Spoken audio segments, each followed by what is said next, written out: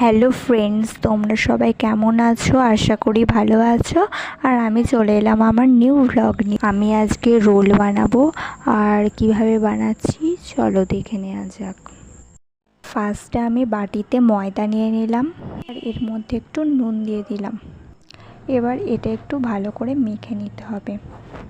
এবার এটা ভালো করে জল দিয়ে মাখা হয়ে গেছে, দেখো তোমরা। এবার এটা একটু ঢেকে রেখে দিতে হবে কিছুক্ষণ। এবার আমি এটা ডো বানিয়ে নেবো কটা।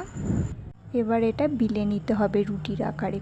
এবার আমি কড়াই বসিয়ে দিয়েছি, কড়াইয়ে ভালো করে এবার এটা সেঁকে নিতে হবে। এবার আমি বাটিতে ডিমটা ফেটিয়ে নেবো একটু। এবার আমি এরপর ডিমটাকে অমলেটের মতো একটু ভেজে নেবো। এরপর এই ডিমের ওপরেই আমার যে পরোটার আকারে বানানো ছিল ওটা দিয়ে দেবো। এবার দুটো একসাথেই একটু এপিট ওপিট করে ভেজে নিতে হবে। হয়ে গেছে, এবার আমি এটা তুলে নেব। এবার সাজানোর জন্য আমি শসা কুচি, পেঁয়াজ কুচি, ছোলা, লঙ্কা এইসব নিয়ে নিয়েছি। আর তোমরা গাজরও দিতে পারো, তো আমার যেহেতু গাজর ছিল না তো আমি গাজর দিয়ে নিই।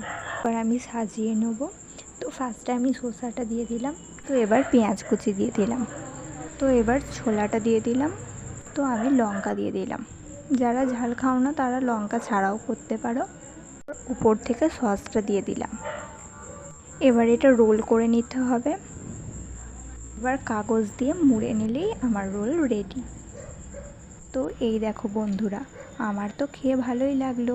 তো তোমাদের কেমন লাগলো ভিডিওটা তো অবশ্যই কমেন্টে জানিও।